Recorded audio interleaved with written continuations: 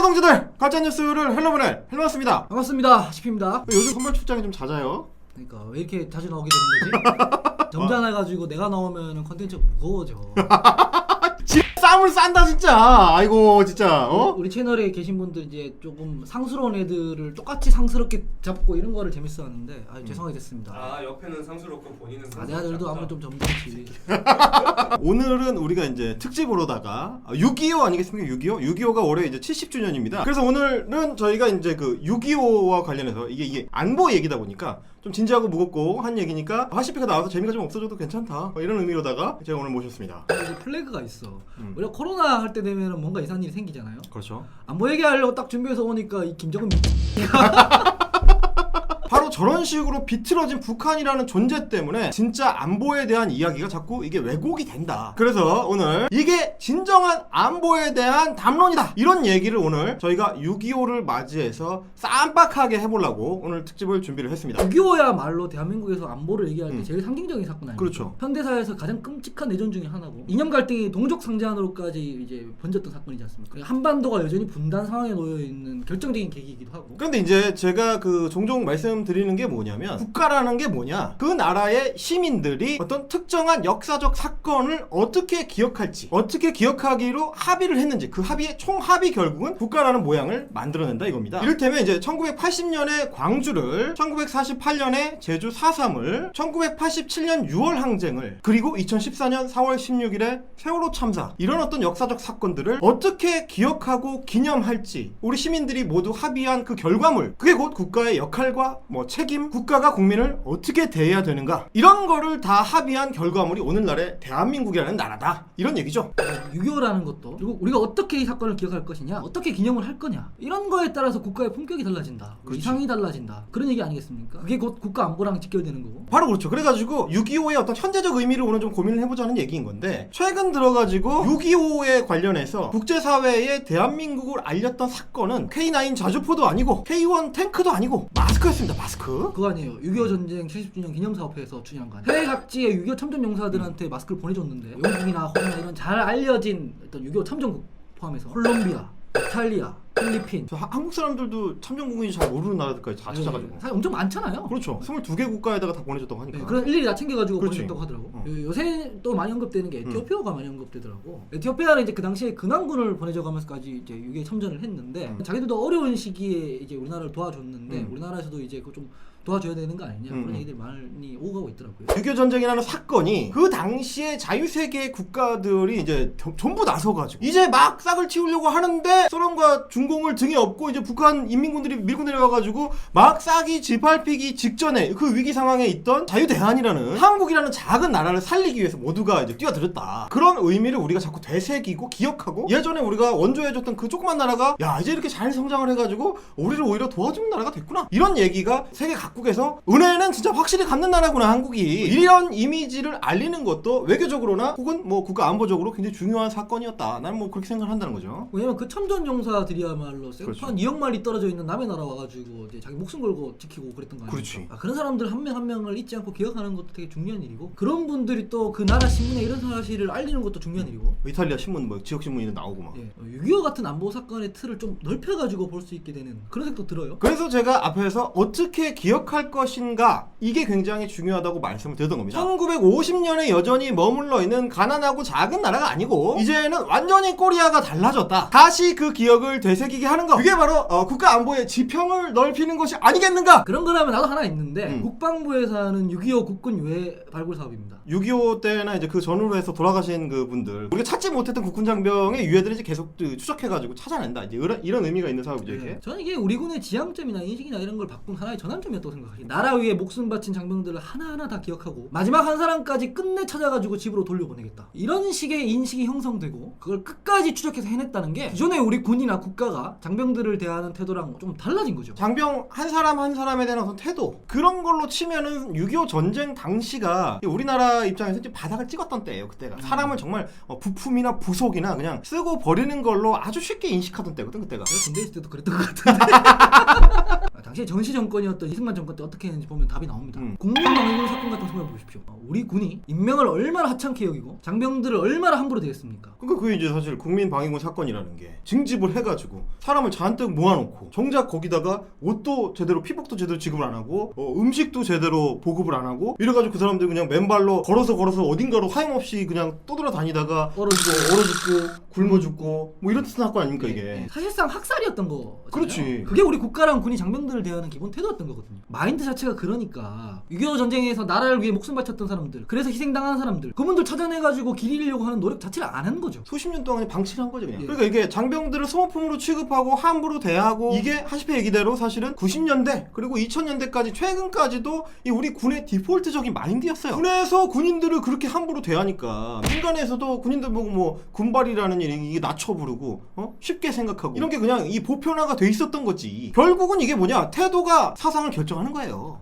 그런 문제들이 언제 집중되어 있는지를 생각해 보십시오. 이 자칭 보수라는 사람들이, 특히 우파코인들이 그렇지. 하늘처럼 떠받드는 이승만 때 국민방위군 사건, 박정희 이중배상 금지 조항, 전두환 군인을 시켜가지고 자국 시민들을 학살하게 만든 거. 아직도 트라우마에 시달리거든. 그렇지. 그 사람들도 두 명은 심지어 군인 출신이에요. 그런 식으로 보수 독재, 군부 독재 정권 시절에 뿌리 내리고 장행했던 것들 말로만 안보, 반공 이런 거 팔아먹었지. 사실은 실상은 그거 아니었거든요. 실제로 군인들을 어떻게 취급했는지 보면 되거든. 그럼 거꾸로 이렇게 나라를 위해 희생하고 헌신했던 분들을 어떻게 기려야 되겠다. 이게 진짜 국가의 역할이고 애국에 대한 보상이다. 이런 생각을 갖고 유해발굴 사업을 시작했던 게 언젠지 아십니까? 보수 애들이 소위 빨갱이라고 욕하던 김대중 전 대통령 시절이었습니다. 2000년에 그 지금으로부터 딱 20년 전이죠. 그때 당시에 6.25 전쟁 50주년 그 기념 사업으로 처음에 이제 시작했던 게 이제 유해발굴 사업이고. 그게 사실 일종의 일회성 기념 사업으로 시작했던 건데 그걸 2007년 노무현 정권 때 법률까지 제정을 해서 유해발굴 감식단을 공식 정보기관으로 만들었습니다. 그때부터 연구 사업이 된 거예요. 이념적인 지향점을 보려면 그걸 보셔야 되는데, 유해발굴 감식단의 이제 홈페이지에 들어가면 이제 단훈이라는 게 있습니다. 이 군부대로 치면 이제 부대훈이죠. Bring them home. 그들을 조국의 품으로, 국가가 그 희생한 군인들을 위해서 무엇을 해줄 것인가, 그 국가의 역할을 선명하게 지금 박아놓고 있는 거예요. 이 어떻게 보면 이제 미국식의 어떤 군인관, 미국식의 애국관, 이거랑 조금 비슷하게 통하는 지점이 있는 건데, 나라를 위해서 희생한 군인들이 쓸쓸하게 뒤에 남겨지도록 하지 않겠다, 끝까지 그 사람들을 찾아가지고 집으로, 그러니까 조국의 품으로 되돌려 놓겠다, 이런 태도인 거죠. 사실 한국은 징집이 되잖아요.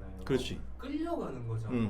그러면 내가 왜 대체 여기서 2년을 고생하고 내가 언제 죽을지도 모르고 이런 상황에 처해야 되는데 거기에 대한 물음을 나라가 확실히 줘야 되는 거지. 그렇지. 그게 아니고 그냥 너는 우리나라 국민들이니까 나가서 죽든지 말든지 이러면 누가 나라를 지키고 싶어. 너는 60만 명 중에 한 명이야, 이래버리면 안 된다는 거지. 난 유해발굴단의 연장선상에서 최근 몇 년 동안 해외에 있는 국군 유해들이나 독립유공자들 유해들이나 모셔오는 장면들도 좀 의미심장하게 봤습니다. 2018년 국군의 날에 하와이에 있던 6.25 전쟁 당시에 이제 전사자 그 유해를 모셔오는데 처음으로 공군 전투기가 투입돼가지고 이제 공중에서 호위를 하면서 봤습니다.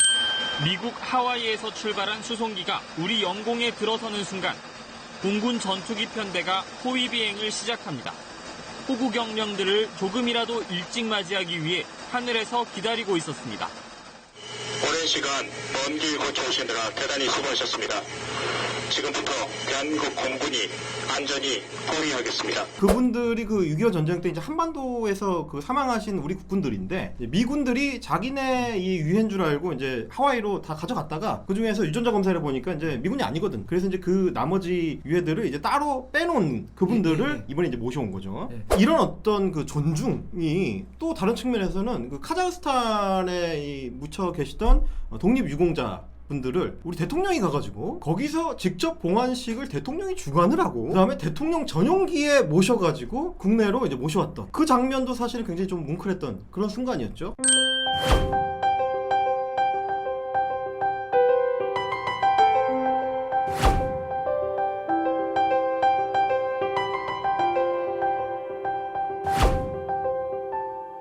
이런 게 사실은 애국에 대한 어떤 보상이고 존중이고 뭐 존경심을 표현하는 거, 이게 아닌가. 이게 사실 어떻게 보면 당연한 건데 또 어떻게 보면 또 대단한 국가의 책임과 역할 이런 거 그렇지. 아니겠습니까? 그러니까 안보 이야기를 할 때 군인들을 어떻게 대하겠다는 얘기를 명확하게 하지 않으면 안보 얘기를 할 수가 없습니다. 국가가 국가를 위해 희생한 개인들을 어떻게 대우하고 어떻게 존중해 줄 것인가, 이게 먼저 명확하게 서야 됩니다. 그게 먼저 명확하게 서야 안보니 애국이니 이런 개념들을 개인들한테 말할 때 안 부끄러운 겁니다.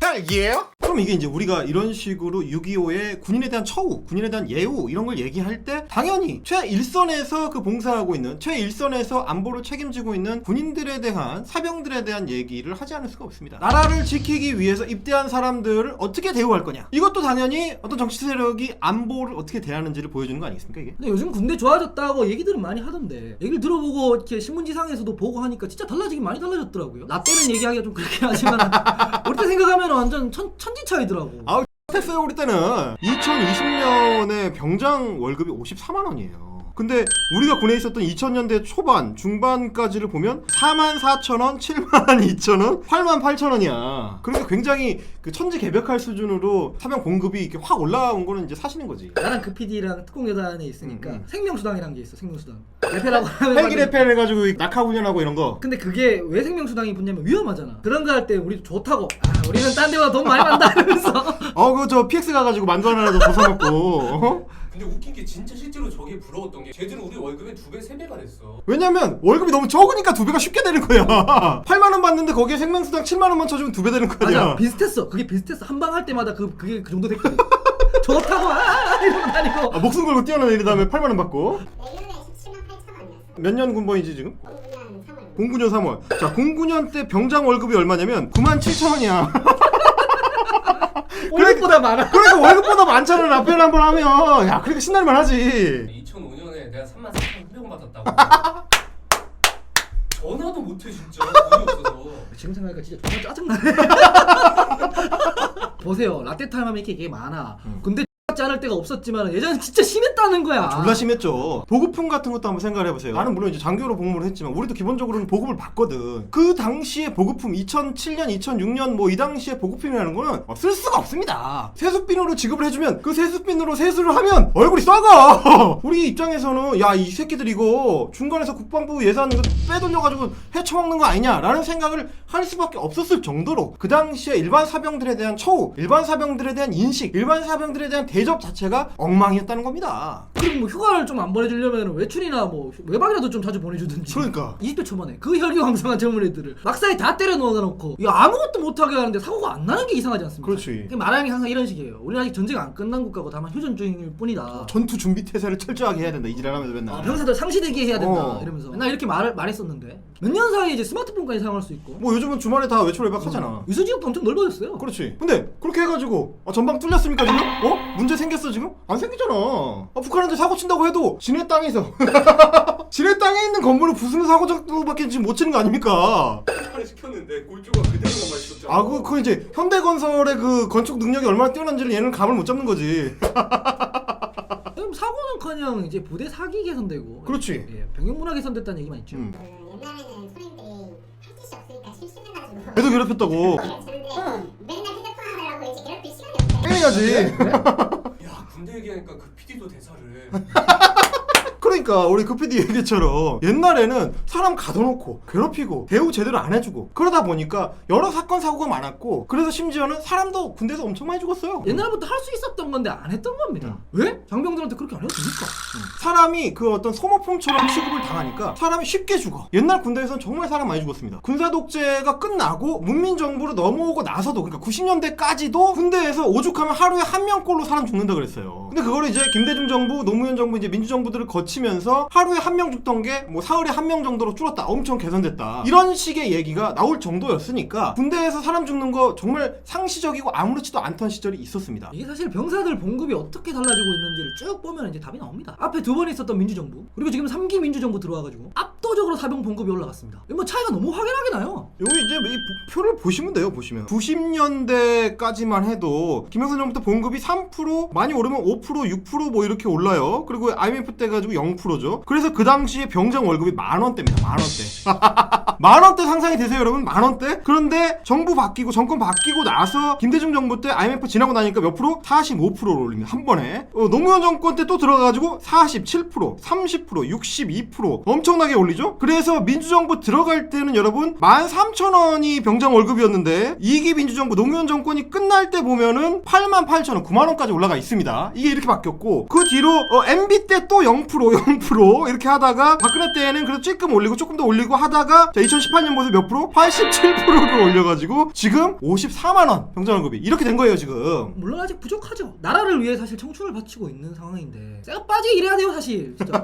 근데 최저임금에도 못 미치는, 최저임금 절반에도 못 미치는 돈을 준다는 건 사실 좀 너무 거스칸 일이잖아요. 근데 이런 흐름으로 계속 바꿔나가면 됩니다. 독인 객인 같아 보이지만 이 정부들에서 문제의식을 좀 갖고 계속 바꿔나갔기 때문에 이렇게까지 온 거예요. 그래도 사실 이제 뭐 거창하게 그래프나 뭐 데이터 이런 거를 따지기 이전에 말이죠. 생각을 한번 해보세요. 작년에 자유한국당에서 무슨 일이 있었느냐? 박찬주 사태가 있었습니다. 우리 저 팀원들 같은 이 병장 만기 전역자들을 위한 군대를 만들겠다 이런 이미지를 줄 생각이 아예 없는 거죠. 박찬주 대장처럼 병사들을 향한 갑질이 확인된 사람을 굳이 영입을 해가지고 국방에 무슨 신경을 쓰는 척을 하겠다? 안보에 신경을 쓰는 척을 하겠다? 그걸 누가 믿습니까? 그거는 병장 만기 전역자가 아니고 대장 예편한 사람들을 위한 나라, 그런 안보를 만들겠다는 얘기밖에 더 돼요 그게? 나라를 장병들이 지키는 게 아니라 이 버스타들이 지킨다는 거지.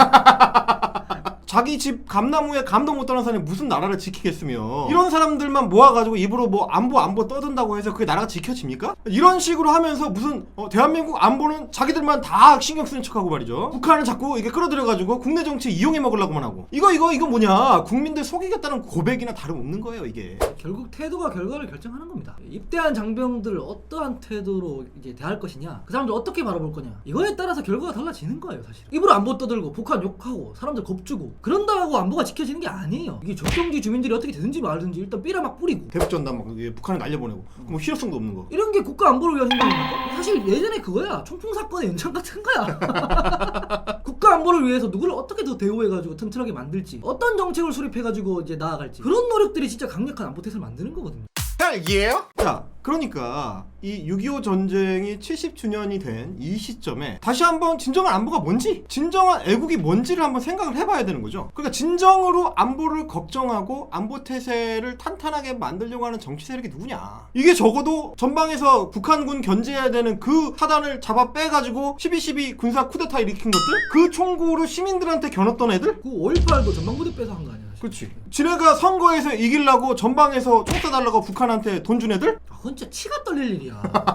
그런 계열의 정당은 아니다. 제가 이거는 확실하게 말씀을 드릴 수가 있습니다. 육군 병장 만기 전역자들 눈치를 봐야 해. 그 정부에서 그런 사람들을 고민하고 챙기겠다는 쪽, 정말 국군 장병들이랑 독립유공자들, 그 사람들을 우대하고 존중하는 나라가 진짜 안보를 생각하는 나라인 거거든. 아까 정책 얘기하셨잖아요. 어떤 정책을 펼 것인가. 참여정부 때 국방개혁 2030이라는 정책이 있었습니다. 그걸 쭉 잘 해나가다가 이명박 정부 때 이명박 정부 들어와가지고 북한이 도발하고 막 그랬잖아요. 근데 이명박 박근혜 정부 때 보면은 국방비 예산 같은 게 보면 그렇게 많이 안 올렸어. 오히려 지금 정부 들어와서 국방비 예산도 훨씬 많이 올렸거든. 정책적으로도 보면은 이쪽 정부 들어와서 훨씬 더 잘하고 있다는 얘기입니다. 이제 결국은 실제 움직임을 봐야 된다는 말씀을 드리고 싶어요. 저희가 그 헬마우스 보고서에서도 말씀을 드렸지만 소위 이제 진보 세력이라고 이제 칭할 때 안보를 신경 쓰지 않는다, 북한에 대해서 친화적이다, 이런 식의 프레임을 자꾸 씌우려고 하지만 실제로 저희가 조사를 해보니 전혀 그렇지가 않고, 하시피가 얘기해줬다시피 노무현 정부 때나 문재인 정부 들어와가지고 국방비를 훨씬 확충하려는 노력을 꾸준히 해왔고, 실제로 진보 진영 쪽의 사람들이 오히려 미제 그 무기 사온다 그러면 가슴이 웅장해지는 사람들이더라 이거야.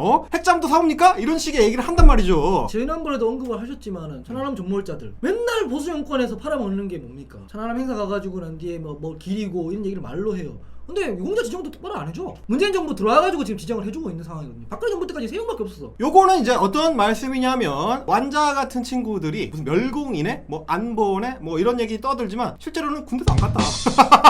그러니까 뭐냐, 주댕이로 떠드는 게 중요한 게 아니고, 주댕이를 험하게 쓴다고 해서 북한에 대해서 대비를 잘하는 그런 세력인 게 아니고, 실제 행동이 어떠냐, 실제로 어떤 결과를 보여주느냐, 그걸 가지고 안보에 대한 기본 태도를 읽어야 한다, 이런 말씀을 좀 드리고 싶습니다. 오늘은 진정한 안보주의자 헬마우스 팀에서 생각하는 진짜 안보, 진짜 보수, 진짜 애국에 대한 이야기 6.25 전쟁 70주년 특집으로 만들어봤습니다. 오늘은 여기까지고요. 저는 헬마우스였습니다. 하시피였습니다. 구독은 동지! 제보는 팀플! 멤버십은 동기야! 헬 예! 저거는 중국 인형이잖아. 안보 얘기하는데 왜 중국을 넣어요? 중국몽이세요? 아차. 저 재판 진행해주고 계신 이제 박변을 상징화한 그분이 공부 가주를 좋아하세요. 그런 의미입니다. 중국몽 아닙니다, 여러분. 실제로 이렇게 생겼어, 우리 박변이. 그래서 가져온 거예요. 저 완자야, 재판정에서 말이지 이분을 뵈게 될 겁니다.